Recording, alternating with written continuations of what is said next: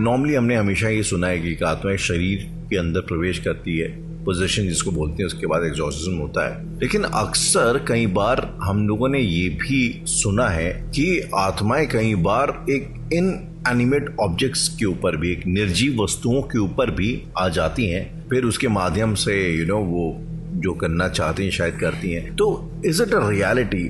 और क्या एनाबेल जैसी डॉल वाकई में कोई थी और उसके अंदर किसी की आत्मा थी, और थी तो कैसे पता लग पाएगा इसके अंदर आत्मा है? आपके सवाल का जवाब दूं इससे पहले मैं ये पूछना चाहूंगा कि क्या आपने श्राप की बात करी मुझसे? क्या आपने श्रापित वस्तुओं की बात करी मुझसे? क्योंकि जिस हिसाब से मैं आपका सवाल सुन पा रहा हूं, उस हिसाब से सिर्फ एनाबेल ही नहीं, उस हिसाब से ओईजी बोर्ड भी है, नेशनल लाइब्रेरी भी है जो हॉन्टेड है, उस हिसाब से इंडिया की कई सारी ऐसी प्लेसेस हैं जो हॉन्टेड घोषित कर दी गई हैं, जहां पर आर्कियोलॉजिकल सर्वे ऑफ इंडिया का बोर्ड लगा है। एक ऐसी अलमारी है जो श्रापित है, एक ऐसी तस्वीर है जो लोगों का खून करती है, और ये सारी चीजें एग्जिस्ट करती हैं अगर हम बाहर ना जाकर अपने इंडिया में ही देखें। तो चलिए ठीक है, इसी पे एक सवाल करते। तो श्रापित वस्तुएं जैसे कि आपने बताया, कर्स्ड ऑब्जेक्ट्स जो होते हैं जी, इज इट अ रियलिटी? और क्या हम लोग, क्या एक इंसान किसी और इंसान को, लोग बद्दुआएं तो देते हैं, जी, ठीक है, बद्दुआएं देने का कॉन्सेप्ट होता है, लेकिन लोग क्या एक दूसरे को श्राप दे सकते हैं? और क्या किसी के भी श्राप देने से क्या वो श्राप वाकई में फलता है, वो दूसरों को नुकसान पहुंचा सकता है? सबसे पहले एक कॉन्सेप्ट समझ लेते हैं कि श्राप और बद्दुआएं जो होती हैं उसका भी अपना एक फल होता है। ओके। वेदों में एक बात लिखी है कि हर वरदान के साथ एक अभिशाप आता है। वरदान के साथ एक अभिशाप आता है। एग्जैक्टली, या हर अभिशाप के साथ एक वरदान आता है। Every blessing comes with a curse. शायद आपने सुना भी होगा ये कहीं ना कहीं। लोग कहते हैं कि every curse is a blessing in disguise, तो प्रोबेबली कुछ शायद ऐसी वाली बात। लाइकवाइज, तो कर्स की अगर हम बात करें, श्राप की बात करें, पुराने ऋषि मुनियों की आपने बहुत सारी कहानियां सुनी होंगी। हमारे सनातन धर्म के पौराणिक कथाओं के अनुसार बहुत सारी ऐसी कहानियां, बहुत सारी कहानियां सुनी है। नारद मुनि को बस श्राप आया था, ऋषि परशुराम थे, वो तो श्राप देते रहते थे लोगों को। तो बिल्कुल काफी कहानियां सुनी है ऐसी। तो श्राप का मतलब एक तरीके से कुपित कर देना। कुपित एज इन किसी इंसान को कोई चीज के लिए बोलना जो चीज आपको पसंद नहीं आई है, लेकिन उसमें आपकी स्पिरिचुअल अवेयरनेस भी काम कर रही है, उसमें आपका हायर सेल्फ भी काम कर रहा है। सिर्फ कॉन्शियस और सबकॉन्शियस नहीं, आपका अनकॉन्शियस माइंड भी एक साथ गैदर होकर एक साउंड जनरेट कर रहा है। तो वो साउंड जिस कन्विक्शन पावर से बोली गई होगी, आपने कन्विक्शन पावर के बारे में सुना होगा जी, तो वो साउंड जिस कन्विक्शन पावर से बोली होगी, जितनी आपकी अवेयरनेस होगी, आपने जिस कन्विक्शन पावर से उसे कहा होगा, वो उतना ही ज्यादा उसकी एनर्जी से बाइंड हो जाएगी, क्योंकि energies do want to bind their self. Arsh एक कॉन्सेप्ट होता है जिसको लोग मैनिफेस्टेशन बोलते हैं जी। लॉ ऑफ अट्रैक्शन का शायद आपने नाम सुना होगा कि आप किसी चीज को, अगर वो एक डायलॉग है ना, किसी चीज को आप इतनी शिद्दत से चाहो कि पूरी कायनात तो जो है आपको उसमें मिलाने में लग जाती है। तो क्या ये आइदर वेज काम करता है?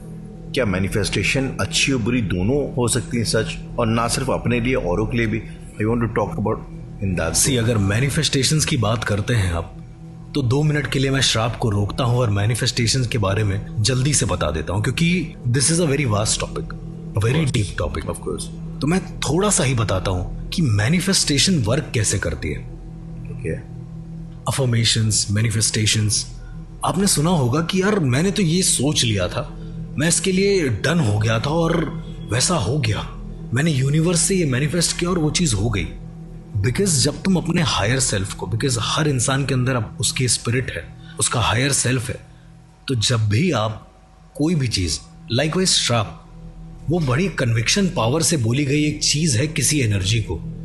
तो जब उसी कन्विक्शन पावर से, उसी साउंड से, उसी साउंड फ्रीक्वेंसी या वाइब्रेशन से, जैसा कि सामवेद में वर्णित है कि हमारी फ्रीक्वेंसी का एक बहुत भारी रोल होता है हमारी जिंदगी में, तो जब उसी फ्रीक्वेंसी से जब आप यूनिवर्स से कुछ मैनिफेस्ट करते हैं, कुछ कहते हैं, उसी कन्विक्शन पावर से एक हायर सेल्फ से कुछ कहना चाहते हैं, इधर वो यूनिवर्स हो, वो आपका कोई हायर सेल्फ हो, तो वो चीजें कहीं ना कहीं वर्क करने लग जाती हैं। मैं ये नहीं कह रहा हूं कि वो तुरंत वर्क करती हैं, कि आपने बहुत मैनिफेस्टेशन से बोला है कि आपके पास पैसे आ जाएं तो आपके पास आ जाएंगे, ऐसा नहीं है।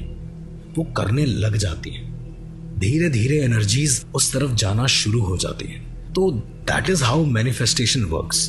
नाउ कमिंग बैक टू श्राप. श्राप के बारे में जैसे ऋषि मुनि श्राप दे देते थे और वो हो जाता था. आपने बद्दुआ का भी कॉन्सेप्ट सुना होगा कि बड़े बुजुर्गों के साथ अगर आपने गलत करा तो उनकी हाय नहीं लेनी चाहिए, उनकी बद्दुआएं नहीं लेनी चाहिए जी. उनकी बद्दुआओं में बहुत ताकत होती है. दरअसल जितनी जिंदगी वो जी चुके होते हैं अपनी जिंदगी में, वो बहुत कुछ जाहिर सी बात है कि मैनिफेस्ट भी कर चुके होंगे, देख भी चुके होंगे. तो ये सब देखने और समझने के बाद आपका हायर सेल्फ और आपकी मैनिफेस्टेशन या कन्विक्शन पावर वो स्ट्रांग हो जाती, और तब आपकी बोली गई चीजें कारगर साबित होती हैं. मैं ये नहीं कह रहा हूं कि 100 लोग अगर मैनिफेस्ट कर रहे हैं तो सबका सही होगा, नहीं. बहुत कम चांसेस होते हैं कि मैनिफेस्टेशन सबकी वर्क करें. अफर्मेशंस रखनी चाहिए, पॉजिटिवनेस रखनी चाहिए, बिकॉज इसके अलावा कोई चॉइस नहीं है. आप निगेटिव नहीं हो सकते. आप शून्य रहेंगे तो आप निगेटिव की तरफ जाएंगे. देयर इज नो सब्सटेंस जो आपको पॉजिटिव की तरफ खींच सके apart from your self. Okay, yes. तो anyways Arsh, coming back to the question I just asked you कि एनाबेल डॉल के बारे में अगर आप थोड़ा बात कर सके. Like I am pretty sure उस केस के बारे में आप जानते होंगे, आपने सुना होगा उसके बारे में. सो वो केस था क्या, एनाबेल का केस? मेरी नज़र में ये एक बड़ा ही कह सकते हैं कि क्वेश्चन से भरा केस था, क्योंकि हर बार उस डॉल को अलग अलग तरीके से रखा जाता था, पर पता नहीं कैसे वो डॉल अपने आप उस जगह आ जाती थी. वो डॉल लोगों का खून करने लग जाती थी, पर उस पर खून के निशान नहीं होते थे, ऐसा लोगों का कहना है. लेकिन एनाबेल मेरी नज़र में श्रापित थी. दरअसल एनाबेल खून नहीं करती थी, उस पर जो श्राप लगा हुआ था वो ऊर्जाएं खून करती थी. आई गेस आपके दिमाग में अब क्वेश्चंस के लाइन लग गई होगी. नहीं, मैं I think actions they speak louder than words और स्टोरीज. तो अगर मैं आपसे ये जानना चाहूँ कि क्या एनिमल टाइप का कोई केस आपने इंडिया में खुद हैंडल किया है, और अगर आप if you are okay you can just discuss about that case. Rahul, Annabelle जैसा केस मैंने हैंडल तो किया है. बैंगलोर का एक केस था. मैं नाम और जगह जहाँ पर वो रहती हैं वो मैं कॉन्फिडेंशियल रखूँगा. तो उस केस में क्या हुआ था कि एक लेडी ने हमारे ग्रुप में एक फोटो भेजी. हमारा एक ग्रुप था पैरानॉर्मल सोसाइटीज का, और उस फोटो में एक छोटा सा जैसे पांडा होता है, बेबी पांडा जिसको कहते हैं, सॉफ्ट टॉय, छोटा सा सॉफ्ट टॉय था, वो पीछे की एक अलमारी में रखा हुआ था. दूसरी फोटो में वही सॉफ्ट टॉय नीचे सोफे पर रखा हुआ था, और तीसरी फोटो में एक वही पांडा बेड के बीचों बीच उल्टा मुंह करके बैठा हुआ था. और जो वीडियो थी आखिरी, उस वीडियो में वो पांडा पहले उस ऊपर वाली अलमारी पे था, डोंट नो हाउ, कैसे नीचे गिरा वो, जबकि नीचे गिरने का कोई चांस नहीं था. और एक अलग मोमेंट पर ऐसा लगा कि क्योंकि कैमरा इस तरीके से सेट था कि सोफा और उसके ऊपर की चीजें दिख रही थी, जमीन नहीं दिख रही थी, थोड़ी थोड़ी विजिबल हो रही थी. ओके. पर वहां कोई था नहीं, ये कंफर्म था, क्योंकि उस लड़की ने पूरा प्रूफ भेजा.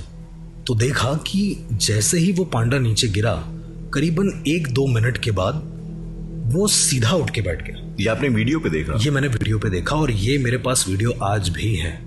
ओके. वो सीधा उठकर बैठ गया. यकीन मानिए कि इतना ज्यादा हॉरिफाइंग एक आम इंसान के लिए कुछ नहीं हो सकता. कहने में एक बहुत नॉर्मल सी चीज है, पर ये हॉरिफाइंग था. तो वो ऑब्जेक्ट भी श्रापित था, लाइक एनाबेल.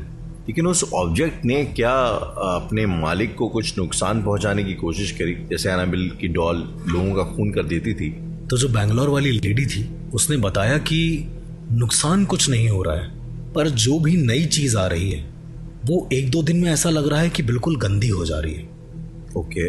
जैसे नया टीवी आया था, उस टीवी के ऊपर सबसे पहले उसने उस पांडा को सेट किया, रखा. अगले दिन वो टीवी टूट चुकी थी, उसे वापस रिपेयर कराया और उस जगह पर रख दिया. थोड़े समय के बाद जिस सोफे पर वो दिखा था, उस सोफे पर स्क्रैचेस पड़ने लगे और उससे रुइयां निकलने लगी. पता नहीं कैसे, एक ही रात में ऐसा हुआ, जबकि वो रात में स्क्रैचेस पड़ गए सोफे के ऊपर. एग्जैक्टली. और जबकि वो लेडी अकेले रहती थी, किसी के साथ नहीं रहती थी. ओके. तो ये पॉसिबल ही नहीं है कि कोई और आए या कोई बिल्ली आए या कोई और जानवर आए जो ये सब काम करे. और उसने बताया भी कि उसने उस पांडा को किसी बच्चे को देने की कोशिश करी. तो जैसे ही उसने दिया, उस रात उस बच्चे की तबीयत बहुत खराब हो गई। ओके।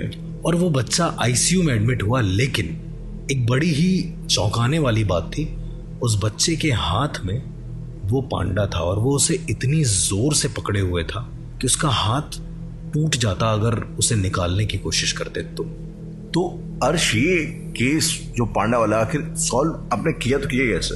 तो राहुल, अगर मैं सच बताऊं तो वो केस अभी तक सॉल्व नहीं हुआ है। क्या? जी बिल्कुल, वो कुछ ऐसे केसेस में से है मेरे जो सॉल्व नहीं हुए। मैं ये नहीं कह रहा हूं कि मैं भगवान हूं, मैं हर केस को सॉल्व कर सकता हूं। कुछ केसेस ऐसे होते हैं जो समझ के परे होते हैं, जिनको हम अपना अगर ज्ञान भी लगा लेना तो शायद वो सॉल्व हो नहीं सकते। तो आपके कहने का मतलब ये है कि जो पांडा है जिसका आपने जिक्र किया था, वो पांडा अभी भी है, अभी भी पोजेस्ड है और अभी भी उस फैमिली के लोगों को वो शायद प्रॉब्लम्स दे रहा है। वो पांडा आज भी मौजूद है, वो सॉफ्ट टॉय जो पांडा हम लोग जिसको बोल रहे हैं, वो आज भी मौजूद है, उसी घर में है। पर जितना मैंने किया वो सिर्फ ये किया कि उस लड़की को उस सॉफ्ट टॉय के बॉन्ड से दूर कर दिया। तो अब वो जो सॉफ्ट टॉय है वो उस घर में है, पर उस घर में अब कोई नहीं रहता। पर स्टिल आप जाएंगे उस घर में तो उस सॉफ्ट टॉय को देख सकते हैं। ऐसा कहा जाता है, वहाँ के आसपास के लोगों का ये मानना है कि वो रात में कई बार उस जगह से निकले हैं उस घर के पास से, तो उन्हें वो सॉफ्ट टॉय कभी गेट पर लटका हुआ दिखा है, कभी छत पर बैठा हुआ दिखा है। घर की सीमा से बाहर नहीं आ रहा है वो, बट ये सच्चाई है। वाह, अभी आपने एक बात करी कि उस पांडा का, उस सॉफ्ट टॉय का उस लड़के के साथ एक बॉन्ड था। अक्सर हम लोग ये सब चीजें सुनते हैं कि चौराहे पे किसी ने मटके में, कलश में कुछ मंत्र बांध के फेंक दिया है। कई लोग घरों में नींबू मिर्ची वगैरह, जो बड़ी कॉमन चीज़ है, लोग घरों पे नींबू मिर्ची वगैरह लगाते हैं। कई बार कुछ लोग उड़ते उड़ते कुछ चीज़ें बोलते हैं जैसे कि वशीकरण। एग्जैक्टली। तो आपने जो अभी चीज़ बोली, that sounded a little bit like वशीकरण की कहीं ना कहीं उसको। देखिए, वशीकरण जो है वो षटकर्मों में आता है, जिसके बारे में हम बाद में बात करेंगे। षटकर्म जैसे मारण, मोहन, वशीकरण, स्तंभन, उच्चाटन, विद्वेषण। तो ये षटकर्म है जो शिव जी ने रावण को बताए थे, उपदेश दिए थे, जिसके बारे में बताया था। उसके बारे में हम आगे ज़रूर डिस्कस करेंगे। पर हम आते हैं बॉन्ड पे। किसी कर्स्ड ऑब्जेक्ट के साथ एक बॉन्ड होना। मैंने आपसे जैसे बताया कि मैंने उसे उसके बॉन्ड से मुक्त कर दिया था। मैंने सिर्फ इतना ही करा। ओके। वो करने का तरीका या फिर कह सकते हैं प्रोसीजर सिर्फ यही था कि पहले ये पता करा कि वो कर्स्ड ऑब्जेक्ट एक्चुअली में श्रापित किस वजह से है। उसको किसी इंसान ने श्रापित किया है, किसी तांत्रिक ने अपने मंत्रों की शक्ति से बांध दिया है और वो श्रापित हो गया है। मैं आपको तरीके बता रहा हूं कि कितने अलग अलग तरीके हो सकते हैं श्राप के। उसको किसी तांत्रिक ने अपनी इच्छा के अनुसार उसमें किसी एंटिटी को बुलाया है और उसे काम दिया है। वो एंटिटी जब तक अपना काम नहीं करेगी वो उस सॉफ्ट टॉय के अंदर ही रहेगी, या फिर वो पीढ़ियों दर पीढ़ियों से श्राप चलता आ रहा है। कभी किसी ने कोई श्राप दिया होगा और वो श्राप धीरे धीरे धीरे धीरे कन्वर्ट होते होते होते होते यहाँ तक पहुंचा। क्योंकि कुछ श्राप ऐसे भी होते हैं जो सिर्फ इस दुनिया नहीं, हर एक पीढ़ी तक आपका पीछा नहीं छोड़ते। इसका ये अभी जैसे एक पीढ़ियों वाले श्राप की बात करी, मुझे अचानक से एक स्टोरी याद आई। साउथ का आई थिंक कोई किंगडम है, ठीक है, कोई राजा का एस्टेट है और वहाँ की फैमिली को, उस रॉयल फैमिली को ये एक श्राप मिला हुआ है कि उस फैमिली में कभी लड़के नहीं होंगे। शायद आपने इस श्राप के बारे में सुना हो। और वहाँ पे कई सालों से ऐसा हो रहा है, कई पीढ़ियों से ऐसा हो रहा है कि वहाँ के राजा बच्चे अडॉप्ट कर रहे हैं। क्या ऐसे किसी केस के बारे में like are you aware of कि यहाँ पे ऐसा पीढ़ी दर पीढ़ी कोई श्राप चला रहा? मतलब भारत एक ऐसा देश है जहाँ पर डिफरेंट रिलीजन है, कह सकते हैं डिफरेंट लैंग्वेजेस हैं, कितनी सारी विविधता है यहाँ पे। एक तरीके से अगर हम देखें, एक बहुत साफ और बहुत साधारण सा एग्जाम्पल है महाकाल उज्जैन। उज्जैन के बारे में सबने सुना होगा और राजा विक्रमादित्य के बारे में भी आपने सुना ही होगा। जी आपको सुना है। विक्रम बेताल की कहानियां हम सबने सुनी है बचपनों में, राइट। लेकिन एक और सच है, तो महाकाल उज्जैन में आज तक कोई भी बहुत अमीर या फिर वहां का कोई राजा आज तक नहीं बन पाया है, सिवाय भगवान शिव के। कोई भी वहाँ के गद्दी पर बैठता अगर, जो राजा होता, वो राजा वहाँ टिक ही नहीं पाता, और आज तक ऐसा ही है।